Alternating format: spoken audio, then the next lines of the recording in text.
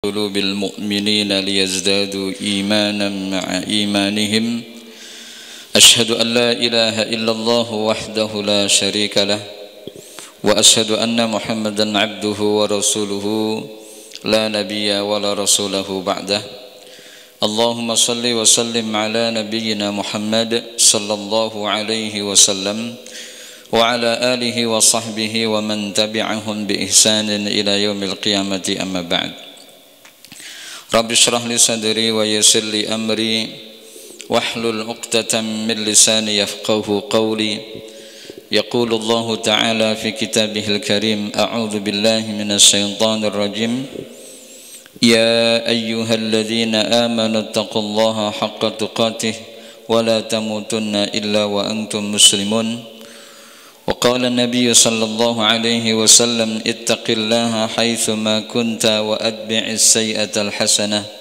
تمحها وخالق الناس بخلق حسن معاشر المسلمين والmuslimat seluruh jamaah kajian a'azzakumullah.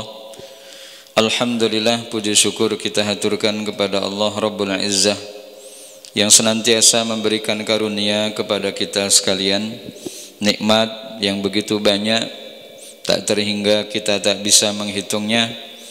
Kewajiban bagi kita hanya mensyukuri dengan ketaatan dan menjalankan peran sebagai hamba Allah dengan sebaik-baiknya, dengan kemampuan dan kekuatan yang kita miliki.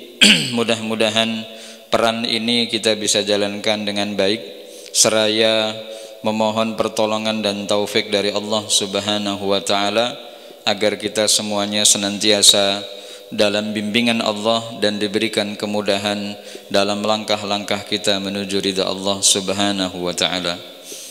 Selanjutnya pada kesempatan pagi hari ini kita akan lanjutkan kajian kita dari kitab Al-Bahru Ar-Ra'iq fi Zuhdi War-Raqa'iq, dan pembahasannya sudah sampai pada poin yang ke-21, yaitu mahabbatullah sebagai pondasi keimanan seseorang, juga sekaligus sebagai pondasi ibadah seorang hamba.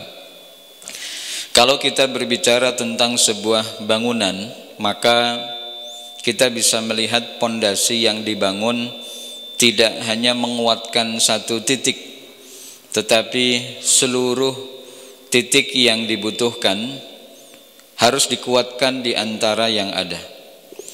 Kita tidak mungkin menguatkan di satu yang sebelah kanan lalu kemudian meninggalkan pondasi yang sebelah kiri dengan seraya mengatakan yang sebelah kanan saja sudah cukup. Inilah yang kemudian juga ingin kita bangun tentang apa yang disebut dengan ibadah kita kepada Allah Azza wa Jal, maka membutuhkan pondasi dasar yang sangat kuat, baik itu dari sisi akidah ataupun mungkin dari sisi akhlak yang semestinya menjadi bagian yang tak terpisahkan di antara keduanya. Bahwa akidah mengajarkan manusia tentang sebuah keimanan dan keyakinan yang ada di dalam hati yang perlu dibuktikan di dalam ibadahnya kepada Allah. Inilah yang kemudian disebut dengan tauhid rububiyah dan uluhiyah. Maka ketika ia sudah meyakini akan adanya zat yang menciptakan dan mengatur alur kehidupannya, maka tuntutan dari pembuktian selanjutnya adalah dengan perbuatan, yaitu ibadahnya kepada Allah. Maka inilah yang disebut dengan tauhid ibadah ataupun tauhid uluhiyah. Kadang orang salah menyebut, dengan salah juga menyebut tertib urutan mana yang harus didahulukan, apakah rububiyah ataupun uluhiyah. Kadang-kadang sering menyebut uluhiyah dulu baru rububiyah. Padahal urutan yang ada adalah tauhid rububiyah diambil dari kata Rabb yang diartikan as-sahib al-malik, yang memiliki, yang ar-razik, yang memberikan rezeki, wal mudabbir, yang mengatur. Sehingga dari situlah muncul keyakinan bahwa Allah lah yang menciptakan, yang memberikan rezeki, yang mengatur alur kehidupan makhluknya, ia pula yang menghidupkan dan mematikan. Ketika keyakinan itu muncul, inilah yang disebut dengan tauhid rububiyah, yang dikaitkan dengan tauhid sesungguhnya dalam aplikasi yang ditunjukkan di hadapan Allah yang kemudian disebut dengan tauhid uluhiyah ataupun ibadah. Nah, ibadah inilah yang kemudian menjadi kewajiban sebagai seorang hamba di hadapan Allah Azza wa Jalla. Ketika kewajiban ini belum tertunaikan, maka selama itu pula peran dan fungsi sebagai hamba belum terlihat. Apalah fungsi dari keberadaan manusia? Tidak lain ketika Allah menyatakan u'budu rabbakum yang ada di dalam surah Al-Baqarah ayat 21, ataupun penafian ataupun peniadaan dari fungsi yang muncul ketika ini tidak dikerjakan ada pada surah Az-Zariyat ayat yang ke-56, wa ma khalaqtul jinna wal insa illa liya'budun. Artinya bahwa keberadaan manusia secara totaliti, mulai dari dia mukallaf, mulai dari ia mendapatkan seperti surat keputusan, Pak ya, SK dari Allah dengan status yang disandangnya sebagai mukallaf, dan mukallaf itu ditandai ketika dia sudah akil dan baligh. Begitu dia berakal dan sudah sampai pada umur yang ditentukan di dalam syariat, maka ia adalah orang mukallaf. Mukallaf itu berarti orang yang tanda kutip dibebani untuk menjalankan syariat. Ini beda dengan anak kecil yang kita sebut ghairu mukallaf. Mereka tidak ada beban, pagi hari ini subuh tidak subuh itu tidak ada masalah. Tapi bagi orang mukallaf, ketika dia tidak menjalankan kewajibannya sholat subuh, maka ini akan menjadi catatan. Kenapa tidak sholat? Apa alasannya? Itu akan menjadi sebuah pertanyaan yang dikaitkan dengan ibadah yang ditinggalkannya. Inilah yang kemudian melatar belakangi dari semua ruh yang dimiliki oleh hamba-hamba Allah dalam menjalani kehidupannya, bahwa cintanya kepada Allah itu adalah sebuah keniscayaan karena benefit keuntungan yang ia akan dapatkan sungguh sangat banyak. Dan ini kan sebuah kultur, Pak ya, kultur yang memang ada pada diri seorang makhluk yang mencintai Sang Khalik, sehingga menjadi anomali. Anomali itu nggak biasa gitu. Dan ini yang ada pada manusia. Maka kalau boleh dikatakan sifat tindakan manusia itu anomali. Anomali itu tidak biasa, tidak masuk akal. Boleh dikatakan anomali itu yang nggak biasa, nggak masuk akal. Sesuatu yang semestinya dikerjakan ditinggalkan, semestinya yang ditinggalkan malah dikerjakan. Ini yang pada akhirnya manusia salah fokus keterkaitan dengan apa yang semestinya dikerjakan dan yang semestinya apa ditinggalkan.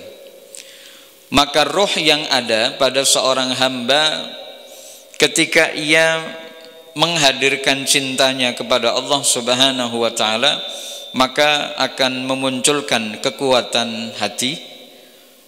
Makanan ruh ini seperti nutrisi yang dibutuhkan oleh hati.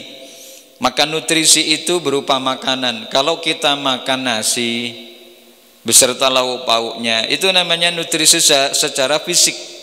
Orang tidak makan kan lemes, Pak ya. Secara fisik kalau kita nggak makan lemes. Soal sarapan, soal makan siang, makan malam, itu kebiasaan yang ada pada masing-masing daerah. Ada orang kalau pagi kebiasaannya hanya cukup dengan makan kudapan, nanti siang baru makan nasi. Tapi kebanyakan ada orang yang namanya kalau dia kerja berat ya harus makan nasi misal. Kalau nggak makan nasi belum dianggap belum makan. Dan itu pula yang dibawa kebiasaan oleh orang-orang Indonesia ketika berangkat haji dan umroh. Walaupun sudah makan roti dibilang belum makan. Pokoknya harus ketemu nasi. Ini yang kemudian disebut dengan makanan, Pak. Maka makanan itu kan dibagi dua. Ada makanan secara fisik, ada makanan secara maknawi. Nah, hati kita itu butuh makanan. Dan tidak banyak orang yang tahu. Dianggapnya bahwa roh ataupun hati itu adalah sesuatu yang memang sudah nempel di dalam diri, yang tidak perlu diapa-apain.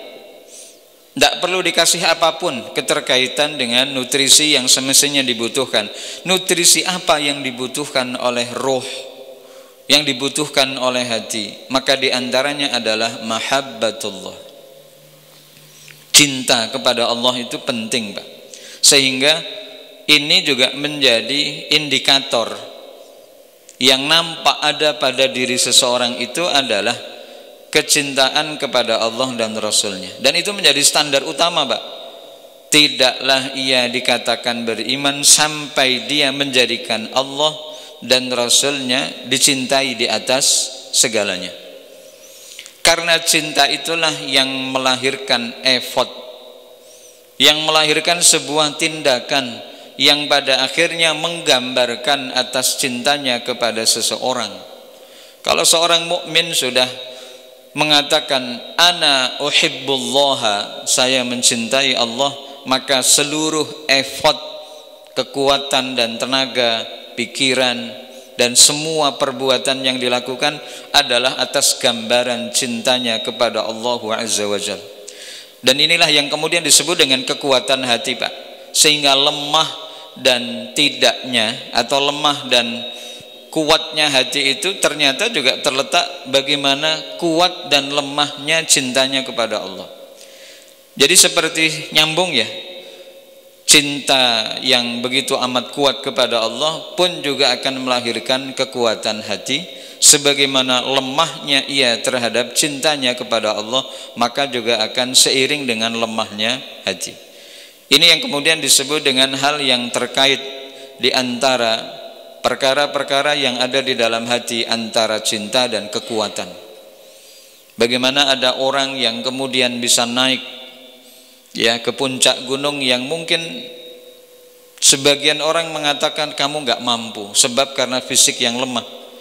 Tapi begitu dia mengatakan saya insya Allah mampu sebab karena ia termasuk orang yang cinta dengan lingkungan, misal pecinta alam, maka walaupun sekuat tenaga yang ia lakukan disertai dengan kesungguhan, sampai juga ke puncak gunung. Menurut sebagian orang tidak mampu untuk mengerjakannya. Inilah yang sepertinya kekuatan itu mematahkan perspektif dan sangkaan orang terkait dengan bisa atau tidaknya seseorang melakukan perkara. Kemudian kebahagiaan dan juga cahaya dan juga sebagai penyembuh dari segala penyakit juga semua bermula dari kecintaan kepada Allah. Artinya ketika ditanya bagaimana seseorang menghadirkan bahagia dalam hidupnya, maka jawabannya adalah cintai Allah. Maka begitu dia mencintai Allah, maka Allah pun akan mencintainya. Ketika ia mengingat Allah, maka ia pun akan mengingatnya. Fadhkuruni azkurkum. Kan seperti ada balancing, Pak ya, ada keseimbangan. Ingatlah kalian kepadaku, ini kata Allah, maka aku akan ingat kalian. Seolah-olah kata mengingat itu berkaitan dengan perhatian lebih yang Allah berikan kepada mereka-mereka yang punya perhatian terhadap Rabb-nya. Walaupun Bapak Ibu, segala hal yang kita lakukan itu dikembalikan kepada kemaslahatan kita. Artinya kita manusia mengingat Allah atau melalaikannya juga tidak ada masalah bagi Allah.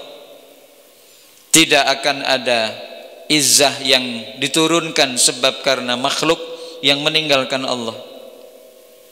Kalau bahasa kita itu di PHP-in ya.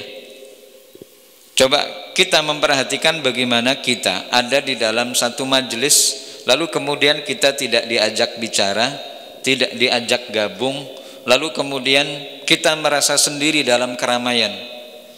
Yang kita rasakan apa? Merasa dalam kesendirian walaupun ramai gitu ya. Lalu kemudian ketidaknyamanan muncul, dan itu adalah gharizah, insting yang muncul secara otomatis.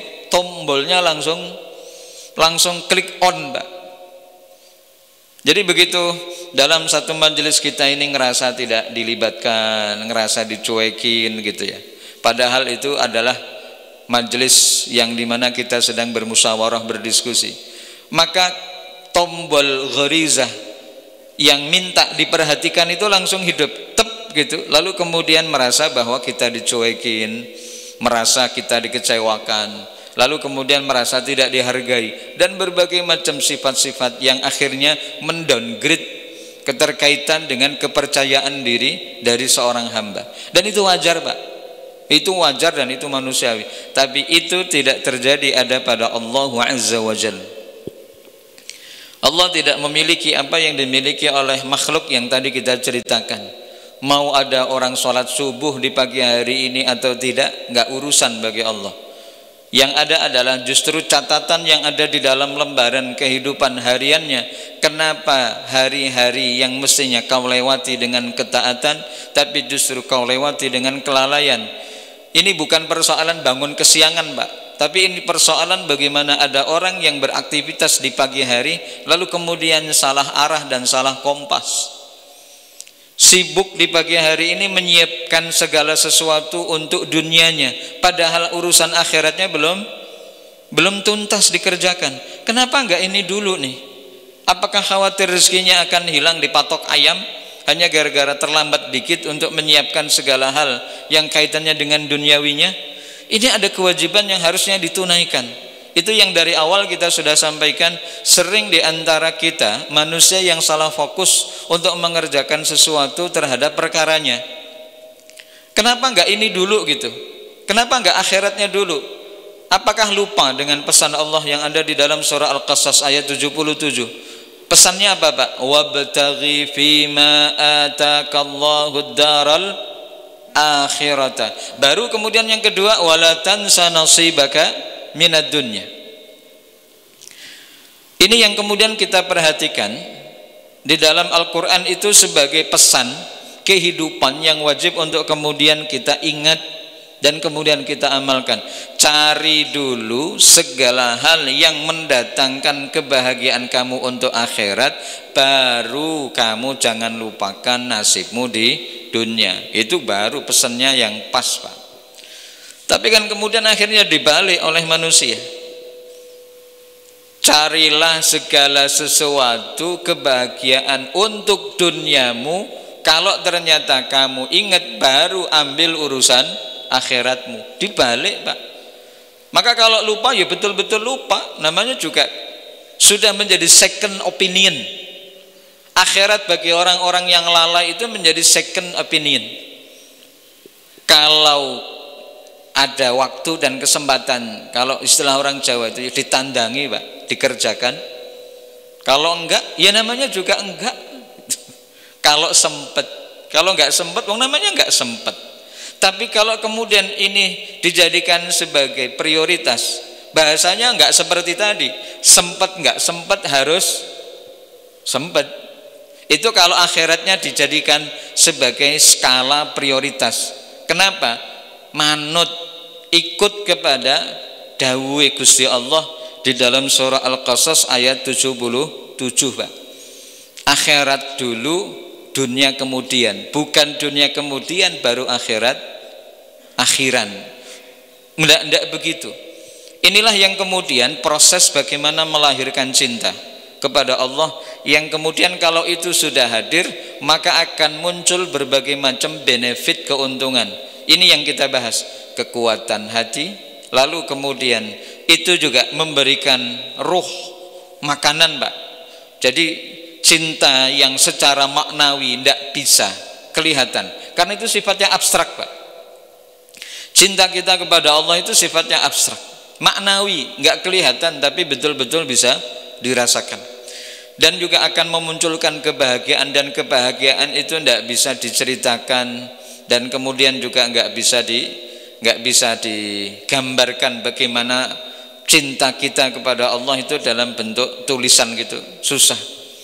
Karena cinta itu nggak bisa digambarkan, tapi hanya bisa dirasakan, dan kemudian bisa diaktualisasikan bagaimana cintanya kepada Allah.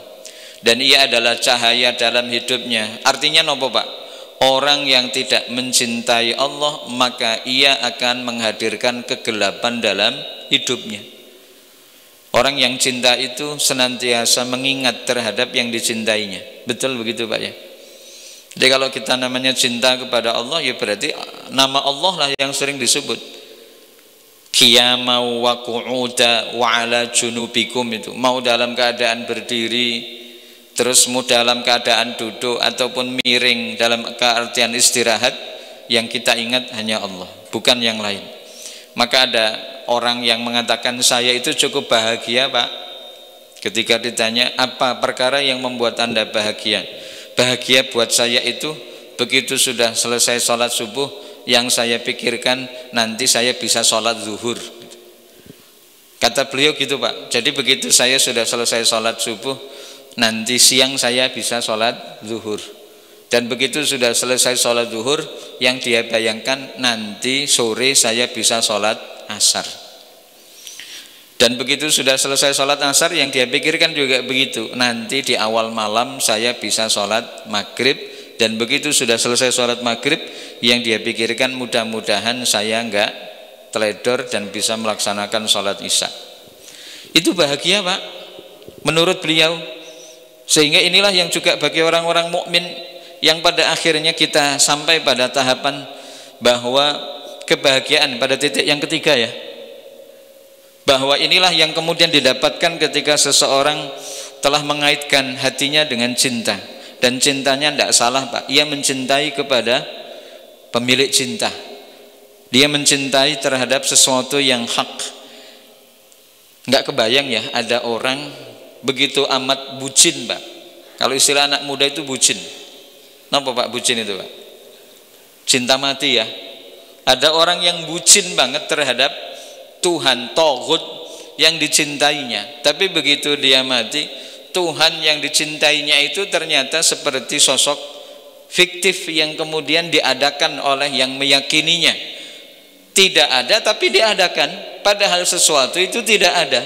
Sesuatu yang tidak ada diyakini menjadi ada, lalu pada akhirnya tidak ada. Maka ini akan menimbulkan kekecewaan yang luar biasa. Dan ini tidak bisa dibuktikan sekarang karena belum pada waktunya. Seperti halnya orang yang sama-sama punya dalil kuat, yang kemudian masih adu argumen di bawah meja Pak. Tapi begitu sudah sampai ke pengadilan, dihadapkan di hakim, maka di sana akan ada yang disebut dengan pembuktian dengan dalil yang benar. Dan mungkin ada orang yang hanya serta-merta membawakan sebuah dalil yang lemah. Akhirnya hakim bisa membaca, ini dalil yang kuat, ini dalil yang lemah. Akhirnya hakim yang memutuskan. Inilah yang kemudian kita lihat bagaimana Allah yang akan memutuskan perkara yang ada pada hambanya. Saat ketika dulu hambanya di dunia mengklaim bahwa mereka berada pada kebenarannya masing-masing. Tapi begitu orang mukmin meyakini keterkaitan dengan sumber utamanya yang ada di dalam Quran dan Sunnah, maka klaim kebenaran bukan hanya sekedar klaim, tetapi apa yang ia yakini, yang ia imani adalah sesuatu yang hak, baik di dunia maupun di akhirat. Ini yang kemudian kita lihat bahwa kecintaan kita kepada Allah adalah puncak tujuan. Jadi mulai dari proses dari hal-hal yang tiap hari kita kerjakan. Kan kalau ibadah kita itu kan macam-macam Pak ya. Ada yang harian, ada yang pekanan, ada yang bulanan, ada yang tahunan. Yang harian itu seperti ibadah sholat, baik itu tatawwu ataupun wajib. Kemudian yang kedua, yang harian apa Pak? Seperti infak, itu kan tidak ada kaitannya dengan waktu. Sedekah, kapanpun kita mau, silahkan tasarrufkan sebagian harta kita dalam jalan kebaikan. Itu adalah orang yang akan dilihat oleh Allah dengan potensinya masing-masing, dan kesempatan pahala yang didapatkannya juga beda-beda. Ada orang yang tiap hari infak 50.000 dengan ada orang yang punya infak 5.000, nilai nominalnya beda. Tapi begitu dua-duanya bisa berjalan secara istiqomah, maka Allah pun akan mengapresiasi dengan nilai yang mungkin tidak sama, tetapi dalam satu porsi yang lain Allah melihatnya sesuatu yang sama. Yang enggak sama dari sisi jumlahnya, Yang sama adalah dari sisi keistiqomahan atas infak yang diberikan 50.000 atau 5.000. Di depan kita itu kan ada kotak infak, Pak, ya. Kalau kemudian secara istiqomah sebelum masuk ruangan jenengan yang ahlul masjid, yang memang tinggalnya di daerah dekat dengan ad-du'a misalnya, berazam dalam diri, Pak, pokoknya kan, kalau sudah pokoknya itu kan berarti komitmen diri, Pak, baik itu yang pintu sebelah kanan maupun sebelah kiri dari saya, pokoknya dari rumah itu saya harus bawa duit berapapun jumlahnya. Maka begitu ini menjadi sebuah gerakan bersama yang dimiliki oleh jamaah, maka pasti akan punya kekuatan secara iman, ya, secara iman dan jama'i, secara bersama-sama. Dan itu pun akan berhimpun menjadi sebuah kekuatan bila apa yang dilakukan itu berdasarkan dengan cintanya kepada Allah Azza wa Jalla. Maka baik ibadah harian ataupun pekanan ataupun bulanan ataupun tahunan, itu semuanya bermuara kepada satu kekuatan cinta kepada Allah Azza wa Jalla. Maka kecintaan kepada Allah itu adalah puncak tujuan dan puncak dari semua kedudukan rohani yang dimiliki oleh seseorang. Sehingga kalau kemudian ibadah kita kepada Allah itu tidak lain kecuali karena memang ingin mendapatkan tujuan, bahwa tujuan saya beribadah kepada Allah itu adalah untuk sampai pada puncak tujuan. Puncak tujuan dari ibadah yang dikerjakan oleh seseorang itu apa? Cintanya seorang hamba kepada Allah dan turunnya cinta Allah kepada seorang hamba. Kan gitu, Pak, nggih? Ada semacam konektivitas yang bersambung antara cinta seorang hamba kepada Allah dan cinta Allah terhadap seorang hamba. Maka lahirlah sebuah proses, seperti halnya ketika Rasulullah Sallallahu Alaihi Wasallam bertanya kepada Mu'ad bin Jabal, ya, sebuah hadis masyhur, Pak, yang diriwayatkan oleh Imam Bukhari dan Muslim, dan lafadz yang kemudian ada dalam hadis itu adalah lafadz dari Imam Bukhari. Ketika Mu'ad bin Jabal dibonceng oleh Rasul, bahasa dibonceng itu karena memang beliaulah yang mengendarai, kemudian ngajak Mu'ad bin Jabal untuk berada di belakang keledai yang ditumpangi oleh Rasul, dan beliau punya keledai kesayangan namanya Ufair, ya. Jadi keledainya Rasul itu namanya Ufair. Lalu kemudian saat ketika Mu'ad sudah tepat berada di belakang Rasul, terjadilah proses tarbiyah, proses pendidikan, Pak, tanya jawab. Dan metode yang diajukan oleh Rasul pada waktu itu adalah metode tanya jawab. Rasul bertanya kepada Mu'ad, ma haqqullahi 'alal ibad wa ma haqqul ibadi 'ala Allah. Wahai Mu'ad, apa hak Allah atas hamba-hambanya dan apa hak hamba-hamba itu atas Allah Subhanahu wa taala? Jawabannya beliau simpel, Pak. Allahu wa rasuluhu a'lam. Kula mboten ngertos ya Rasul. Itu jawabannya kan tawadhu, Pak, rendah hati. Beliau mengatakan Allah dan Rasulnya yang paling tahu, saya tidak tahu. Maka terus kemudian pertanyaan beliau dijawab langsung juga oleh beliau. Jadi sebetulnya ketika terjadi proses pembelajaran di atas keledainya Rasul itu, Rasul tahu kalau Mu'ad itu tidak bisa jawab, Pak. Nggih. Mu'ad itu tidak bisa jawab keterkaitan dengan pertanyaan Rasul, karena memang kebiasaan dari para sahabat itu tidak pernah mengatakan sesuatu yang tidak tahu lalu dibilang tahu. Kalau tidak tahu ya bilang tidak tahu, sampai kemudian mereka mengatakan Allahu wa rasuluhu a'lam, Allah dan Rasulnya yang paling tahu. Saya juga tahu ya Rasul, tapi khawatir salah, kan gitu. Itu yang kemudian beliau mengatakan demikian. Maka pada akhirnya jawaban dari Rasul adalah haqqullahi 'alal ibadi an ya'buduhu wa la yusyriku bihi syai'a. Hak Allah itu berarti napa, Pak? Kalau sudah berbicara ada hak Allah atas kita, ini berarti bahasanya napa?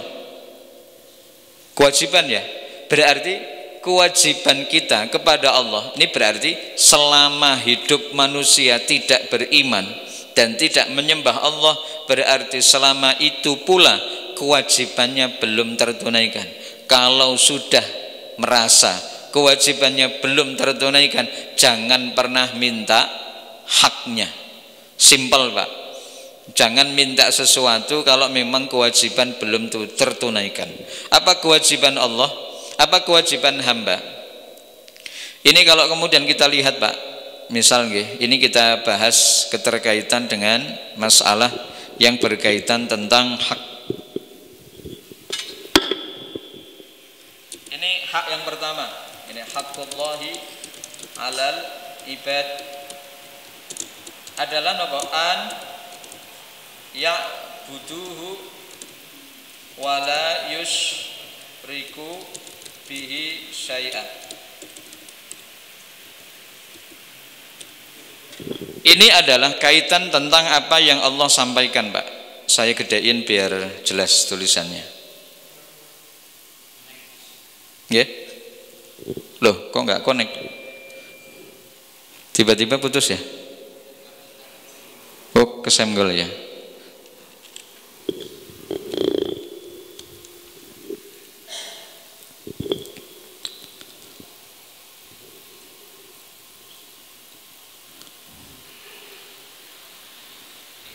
Sudah masuk ya. Nah, ini adalah pertanyaan yang tadi dijawab langsung oleh Rasulullah Sallallahu Alaihi Wasallam. Yaitu napa Pak, Ibu? Keterkaitan dengan hak Allah itu adalah an ya'buduhu wala yusyriku bihi syai'an. Mereka semestinya menyembah Allah dengan tidak menyekutukan Allah dengan sesuatu apapun, everything. Itu yang kemudian hak Allah. Ini artinya apa? Selama ini belum tertunaikan, maka selama itu pula ada hak seorang hamba yang tertahan ada pada Allah Subhanahu wa taala. Ini yang namanya hak. Ya, hak Allah atas hamba-hambanya itu berarti berbicara tentang kewajiban. Kemudian, dan kalau kita berbicara tentang hak wa haqqul ibad 'ala Allah, yang kemudian dikaitkan dengan yang tadi itu adalah alla yu'adziba man la yusyriku bihi syai'an. Ini yang Allah sampaikan berkaitan tentang masalah orang-orang yang kemudian tidak menyekutukan Allah Subhanahu wa taala dengan sesuatu apapun. Jadi Allah tidak menyiksa orang yang tidak menyekutukan Allah. Alla yu'adziba man la yusyriku bihi syai'an. Jadi itu hak Allah, keterkaitan dengan kewajiban hamba. Dan ini adalah hak Allah atau hak seorang hamba terhadap kewajiban Allah yang harus ditunaikan. Tapi siapa yang mewajibkan atas kewajiban itu? Ya Allah. Jadi Allahu yulzimu nafsahu, Allah yang menetapkan terhadap kewajiban itu atas dirinya. Kalau kita menjalankan kewajiban itu, Allah yang mewajibkan. Tapi kalau kemudian kaitannya dengan apa yang harus dilakukan oleh Allah terhadap hambanya, itu adalah hak prerogatif Allah atas dirinya, berkuasa atas hambanya. Karena kita ini dari awal sudah didoktrin bahwa nahnu ibadullah, bahwa kita ini adalah hamba Allah. Kalau sudah hamba Allah, ya berarti semua apa yang terjadi di dunia ini wajib untuk taat kepada aturan yang buat kehidupan, yaitu Allah. Maka lucu, tadi dari awal kita sudah sebut kata anomali ya. Sesuatu yang tidak biasa terjadi ada pada manusia. Artinya kejadian itu dianggap aneh. Bagaimana manusia diciptakan oleh Allah semestinya untuk menyembah kepadanya, tapi justru banyak orang yang meninggalkan Allah dan bahkan tidak kenal. Jangankan kok kata meninggalkan. Kalau kata meninggalkan kan tadinya iya, lalu kemudian Allah ditinggalkan. Ini sama sekali nggak ditinggalkan karena memang tidak kenal. Jadi tidak kenal dengan Allah, lalu memang nggak mau tahu dengan siapa yang sudah menciptakannya. Lalu pada akhirnya terjadi apa yang kemudian disebut kerugian yang ia dapatkan, sebab karena sudah salah mengaitkan cintanya kepada sesuatu. Ini yang dikaitkan dengan masalah apa? Mengasahlah bagaimana menghadirkan cinta di dalam hati itu adalah tentu ada banyak hal yang mestinya dilakukan. Di antaranya adalah tadabbur terhadap nama-nama Allah. Sehingga kalau ada buku yang membahas tentang masalah asma Allah dan sifat-sifatnya perlu dipelajari, Pak. Kan tadi satu kor ya, bahwa orang yang dicintai itu akan sering kita ingat namanya, akan sering kita sebut namanya. Itu tanda bahwa kalau kemudian kita mencintai Allah, ya pelajari asma'uhu al-husna, nama-nama Allah yang baik. Walillahil asma'ul husna fad'uhu biha. Allah memiliki nama-nama yang baik dan berdoalah dengan menggunakan nama itu. Ya Rahman, Ya Rahim, Ya Ghafur, Ya Allah yang maha pemurah, Ya Allah yang maha pengasih, Ya Allah yang maha pengampun. Berikanlah rahmatmu, berikanlah taufikmu, ampunilah dosa-dosa hambamu ini. Jadi diawali dengan menggunakan penyebutan nama Allah, Bapak Ibu. Dan kalau doa itu kan tidak boleh to the point, nggak boleh itu dalam artian adab. Bukan kaitannya masalah haram dan halalnya dalam doa itu tidak boleh. Itu maksudnya seyogyanya adab itu dimulai dengan pujian kepada Allah, bersolawat kepada Rasul, baru to the point kepada apa yang kita minta. Jadi jangan langsung minta Allahumma inni nas'alukal jannah, ya Allah saya minta surga. Awali dulu dengan alhamdulillahilladzi, terus kemudian dikaitkan dengan sholawat kepada Nabi, baru kemudian masuk ke dalam inti doa. Jadi ada muqaddimahnya, jadi jangan langsung minta. Lalu inilah yang kemudian menjadi pelajaran penting kita pagi hari ini. Buka buku, atau kalau kemudian mau semacam baca artikel, ya berarti bacalah yang berkaitan tentang nama-nama Allah dan sifat-sifatnya dan ayat-ayatnya. Berarti kalau kita baca ayat Al-Quran, itu sebetulnya adalah upaya seorang hamba untuk menghadirkan cintanya kepada Allah. Maka orang yang cinta kepada Allah itu terlihat dari mana, Pak Ibu? Dari kesehariannya terhadap Al-Quran yang tidak pernah jemu-jemu untuk terus membuka lembaran-lembaran Quran yang ada di dalam kehidupannya. Sampai ada seorang ulama yang mengatakan, ketika hatinya bersih maka ia tidak akan pernah kenyang untuk membaca Al-Quran. Sehingga ini juga yang menjadi standarisasi bagi kita. Hati kita ini sebetulnya dalam kondisi fine, sehat, atau memang dalam kondisi sakit, itu kaitannya dengan interaksi kita kepada Al-Quran. Kalau memang kita ini interaksi dengan Qurannya kok jarang gitu ya, seminggu tidak mesti sekali gitu, atau bahkan mungkin nunggu momen Ramadan baru baca Quran, ini berarti sebuah muhasabah yang kita temukan keterkaitan dengan negatifnya diri. Kenapa baca Quran itu kok musiman? Kenapa nunggu baca Quran itu kok enggak harian? Padahal mestinya kita baca Quran itu menjadi daily kita, harian, yang tidak boleh ditinggalkan. Ini menjadi pengingat bagi kita, Pak, Ibu.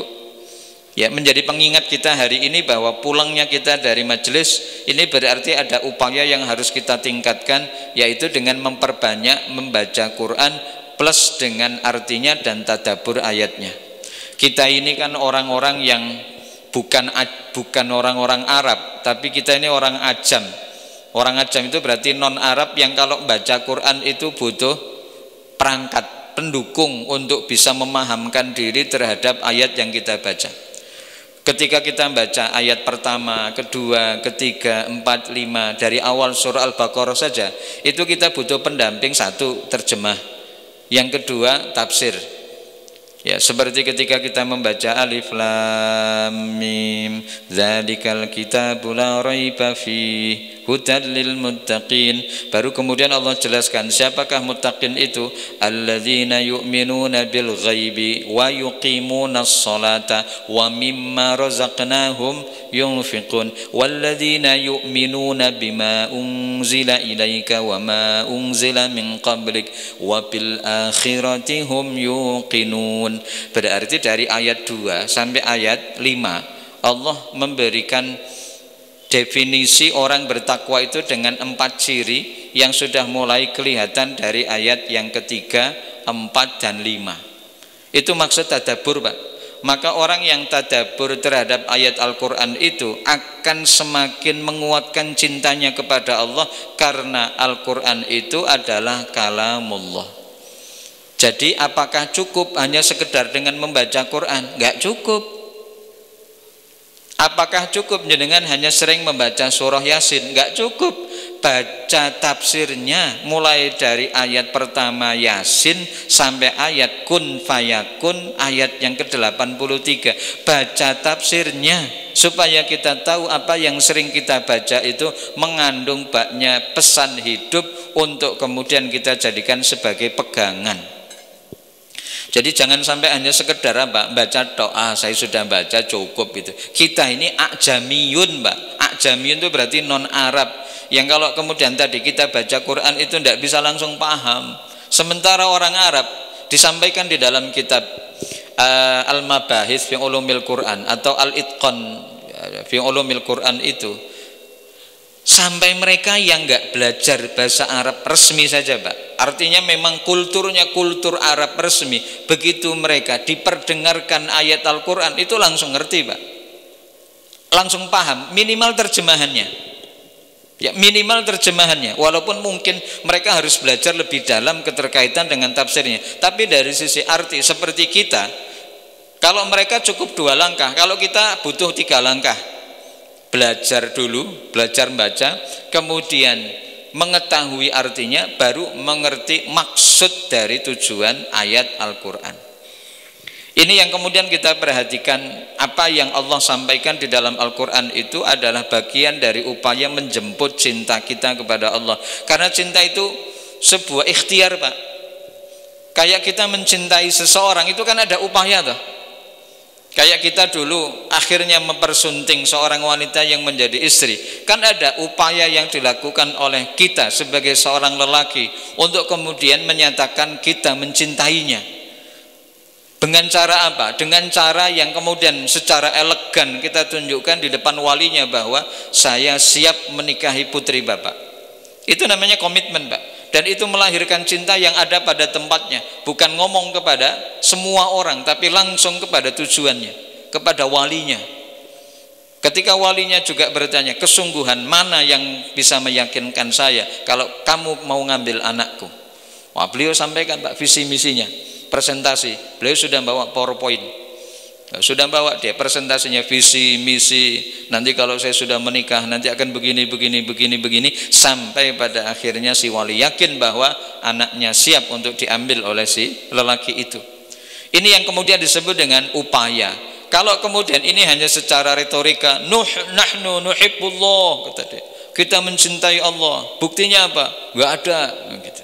Wah, ini kan pepesan kosong, Pak. Katanya cinta kepada Allah tapi sholat jarang. Katanya cinta kepada Allah tapi baca Quran ogah-ogahan. Ini kan sebuah realita yang enggak relate gitu. Realita yang enggak relate itu adalah apa yang diucapkan dengan apa yang dilakukan itu kok beda. Nah, kalau kemudian kita mencintai Allah, ya segala upaya yang kita lakukan dan apa yang kita lakukan itu adalah bagian dari gambaran cinta kita kepada Allah. Sampai mohon maaf, Pak, ketika jenengan naik motor, ini kan pulang dari masjid ya, yang jenengan naik motor, naik mobil gitu, di jalanan akan ada banyak fitnah. Nah, disitulah ujian cinta kita kepada Allah dengan cara ghaddul basar, menahan pandangan untuk tidak membiarkan pandangan kita itu kepada objek yang dilarang oleh Allah secara terus menerus. Kalau kemudian satu waktu menemukan satu hal yang dilarang, ya sudah, itu pandangan yang tidak boleh, alihkan dan kemudian segera beralih untuk penyertaan secara lisan istighfar. Mudah-mudahan itu langsung terkoneksi. Ini bagian dari samratul ilm, buahnya ilmu itu adalah al-amal. Maka taubat, kesabaran, zuhud itu adalah merupakan jalan cinta bagi para pencari cinta. Taubat niku napa, Pak? Kembali kepada Allah. Kesabaran niku napa, Pak? Sabar dalam menjalankan ketaatan, sabar dalam menjauhkan diri dari kemaksiatan. Itu tafsir dari Al-Qur'an yang memberikan penjelasan di dalam surah Al-Asr. Wa tawasau bil haqqi wa tawasau bis sabri. Nasihat menasehati dalam hal sabar. Itu perlu diingetin, Pak, kaum muslimin. Jadi ada orang yang semangat di awal untuk ke masjid, besok udah loyo, nggak kelihatan lagi. Kita datang ke rumahnya, kenapa kok nggak mau ke masjid lagi Pak? Males. Nah itu daerah kita. Kita kasihkan penjelasan, loh ke masjid kok hanya sehari 2 hari. Lah di masjid di rumah ya sama aja loh Kang, kata dia. Sama aja, sama apanya? Sama-sama ibadahnya. Loh ya beda no. Lah kalau di rumah Nabi nggak pernah mencontohkan. Kalau di masjid Rasul memberikan arahan, memberikan motivasi, memberikan contoh nyata. Nabi nggak pernah sholat 5 waktunya di rumah. Itu yang membedakan. Katanya kamu umatnya Nabi Muhammad. Ya lah, kenapa kok nggak dibuktiin? Itu bagian nasihat, menasehati di dalam kesabaran dalam menjalankan ketaatan. Zuhud beda dengan miskin Pak. Zuhud sama miskin itu apa? Zuhud sama miskin itu bukan berarti sama. Walaupun zuhud itu adalah orang yang seperti tidak punya apa-apa, seperti tidak punya apa-apa, tetapi sebetulnya beliau punya apa-apa. Karena beliau itu, orang-orang yang zuhud itu hanya menempatkan dunia ada pada tangannya, tidak menempatkan zuhud ada di dalam, tidak menempatkan dunia ada pada hatinya. Dia tidak mencintai dunianya, dia hanya menggunakan dunianya untuk akhiratnya. Itulah yang kemudian tergambarkan luas praktek-praktek yang sudah dilakukan oleh mereka-mereka yang menerapkan konsep zuhud dan berasal dari orang-orang kaya Pak. Jadi kalau boleh dikatakan, zuhud ini adalah praktek langsung dari orang yang sudah menggenggam dunia. Bagi orang yang belum menggenggam dunia, tidak punya apa-apa, nggak bisa zuhud Pak.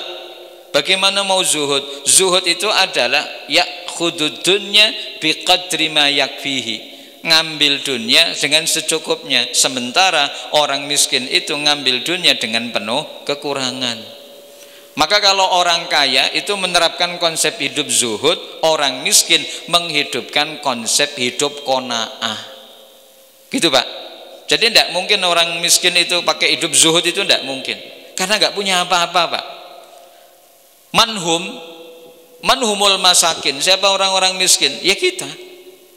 Sementara mereka yang sudah dinobatkan oleh orang-orang yang menjadi orang terkaya di Indonesia, nomor sekian, kalau dia muslim, itu kesempatan beliau untuk membuktikan kezuhudannya di hadapan Allah. Karena dunia sudah dia pegang, tapi dia seperti tidak butuh dengan dunianya. Dan itu ditunjukkan Pak. Kalau yang di Saudi itu yang cukup fenomenal adalah pendiri bank swasta terbesar di Arab Saudi. Sinten Pak? Ar-Rajihi. Jadi kalau Bapak haji, Bapak umroh itu ATM yang ada di Mekah, mungkin di Madinah, di sekitaran Masjid Nabawi, itu diantaranya adalah kalau bahasa Inggris itu Rajihi Bank, ya, atau kalau dalam bahasa Arabnya Al-Banku Ar-Rajihi. Rajihi itu pendirinya, foundernya, dan beliau adalah pendiri bank swasta terbesar di Arab Saudi. Tapi coba perhatikan bagaimana kehidupan beliau, sangat sederhana. Bahkan ketika beliau pensiun, artinya sudah tidak mau lagi ngurusin duit Pak. Ya fokus lagi kepada urusan-urusan yang kaitannya dengan akhirat. Dia tinggalkan semua hal yang berkaitan dengan gemerlapnya dunia. Walaupun ketika beliau masih megang Rajihi itu, ya konsep hidupnya sangat sederhana. Bajunya yang nggak bisa dilihat, berbeda dengan yang lain. Begitu dia sholat di Masjidil Haram, begitu dikenal bahwa beliau ini Rajihi, ya kayak nggak ada bedanya bahwa beliau itu orang paling kaya di Saudi gitu, enggak kelihatan Pak. Bajunya ya biasa seperti umumnya orang Saudi pakai baju putih nih kok nggih. Pakai baju putih, nggak harus pakai baju kebesaran gitu, enggak. Ya baju biasa. Bahkan orang yang nggak kenal ya nggak tahu bahwa mungkin orang di sampingnya adalah orang yang paling terkaya di situ. Dan begitu beliau sudah pensiun, beliau hanya hidup dengan istrinya, hidup di rumah yang sederhana. Artinya semua aset itu beliau serahkan kepada anak-anaknya untuk dikelola, dan beliau tidak mau mengambil kecuali hanya seperlunya saja. Dan beliau juga termasuk orang yang paling banyak menginfakkan hartanya untuk 2 masjid, yaitu untuk Masjidil Haram dan Masjid Nabawi. Di antaranya yang saya tahu itu adalah kurma yang biasa dibagikan pada hari Senin dan Kamis itu Pak, untuk orang-orang iftar. Ya, itu diantaranya adalah dari perkebunan punya keluarga Ar-Razihi. Itu baru namanya konsep hidup zuhud, Pak. Punya sesuatu, bisa beli sesuatu, tapi tidak banyak dilakukan. Coba kita perhatikan, ada penguasa yang bisa sampai beli ratusan mobil, Pak. Dan bukan hanya saja ratusan, tapi mobil yang dimilikinya itu bukan mobil pada umumnya, tapi mobil yang satunya itu bisa sampai miliaran. Dan itu beliau punya ratusan. Pertanyaannya buat apa? Beliau seorang pemimpin, beliau seseorang yang punya kewajiban untuk mensejahterakan masyarakatnya. Sehingga pemimpin itu dilarang untuk bergaya hidup mewah. Kalau dalam bahasa kita itu jangan menunjukkan gaya hidup mewahnya. Kalau bahasa anak muda sekarang apa itu, Pak? Gaya hidup orang mewah yang ditunjukkan kepada orang lain. Flexing ya. Flexing. Jadi flexing itu bergaya hidup mewah dan ditunjukkan di hadapan orang lain. Baru beli mobil yang keluaran dari Inggris itu, yang harganya di atas 10 M gitu. Lalu kemudian diupload, lalu kemudian dibuatkan konten video. Ini adalah bagian dari mempertontonkan kekayaannya yang akan memantik emosi banyak orang, walaupun itu harta pribadinya, walaupun itu adalah harta miliknya yang kemudian dia usahakan, tapi tidak selayaknya orang mukmin demikian. Maka ini yang kemudian kita lihat, konsep hidup zuhud itu hanya dimiliki oleh orang-orang kaya, sementara orang yang tidak mampu itu memiliki konsep hidup qanaah, nerimo ing pandum, menerima apa yang sudah Allah berikan, kita syukuri, kita nikmati, kita jalankan dengan sebaik-baiknya. Suruk jam pinten, Pak? 2 menit lagi. Baik. 2 menit lagi. Sebagai penutup, bahwa hati yang sehat dan fitrahnya yang lurus, maka cinta kepada Allah adalah kenikmatan paling agung, dan nikmat itu hanya bisa dirasakan oleh pelakunya. Jenengan bisa makan enak hanya dengan menggunakan nasi, urap sama tempe goreng. Ngerti nggih? Nikmat luar biasa, tapi kenikmatan jenengan itu belum tentu bisa dirasakan oleh orang lain. Maka nikmat itu bukan kesepakatan, nikmat itu bukan himpunan, tapi nikmat itu adalah soal rasa yang disematkan kepada mereka-mereka yang sudah menemukan apa yang disebut dengan kebahagiaan yang hakiki dalam hidupnya, yaitu apa? Menemukan cintanya kepada Allah. Salman Al-Faris itu karena memang beliau namanya Salman dari Persia. Persia itu Iran sekarang, Pak. Persia itu Iran sekarang. Kita bisa bayangkan beliau melakukan ekspedisi rohani mulai dari Iran sampai ke Madinah, pingin ketemu dengan orang yang sudah beliau dengar tentang kekuatan dakwahnya, tentang sesuatu yang dikampanyekannya, yaitu tentang ketauhidan kepada Allah Subhanahu wa taala. Mulai dari beragama Majusi karena ngikutin bapaknya, lalu kemudian pindah ke agama Nasrani, dan ternyata masih juga tidak menemukan ketenangan hidup. Maka akhirnya beliau berjalan kaki bersama dengan para saudagar-saudagar yang berdagang sampai ke kota Madinah, dan akhirnya ketemu dengan orang yang dicari-cari selama ini, yaitu Muhammad sallallahu alaihi wasallam. Di depan beliaulah akhirnya beliau mengikrarkan 2 kalimat syahadat, dan baru kali itulah dia merasakan sesuatu yang baru yang tidak pernah beliau rasakan sebelumnya. Like born gitu kata beliau, seperti anak yang baru dilahirkan, Pak. Itu Salman Al-Faris, jauh ribuan kilometer untuk bisa menjemput hidayahnya itu ada di Madinah untuk bisa ketemu dengan Rasulullah Sallallahu Alaihi Wasallam. Ini yang kemudian disebut dengan apa, Pak? Kenikmatan, Pak. Itu nikmatnya luar biasa, walaupun harus ditempuh dengan pengorbanan yang luar biasa. Tidak ada bis waktu itu, Pak. Tidak ada pesawat pada waktu itu. Perjalanan darat yang dilakukannya sampai menghamparkan kepada kebahagiaan yang sejati, yaitu mahabbatullahi wa rasulihi. Ini yang kemudian kita lihat keterkaitan dengan mahabbatullah, cinta kita kepada Allah Subhanahu wa taala. Baik, mungkin ada bagian 2 ya, Pak, pada sesi berikutnya yang kita akan bahas berkaitan dengan mahabbatullah sebagai pondasi ibadah seorang hamba, karena ini baru masuk ke slide kelima, sementara saya sudah membuat 20 slide, berarti masih 15 lagi ya, masih ada 15 lagi yang belum. Nah, ini yang kita akan bahas di pertemuan yang akan datang. Mudah-mudahan cukup waktunya, dan mari bersama-sama kita sempurnakan dengan doa kafaratul majlis. Subhanakallahumma bihamdik asyhadu an la ilaha illa anta astaghfiruka wa atubu ilaik. Wassalamualaikum warahmatullahi wabarakatuh. Astaghfirullah.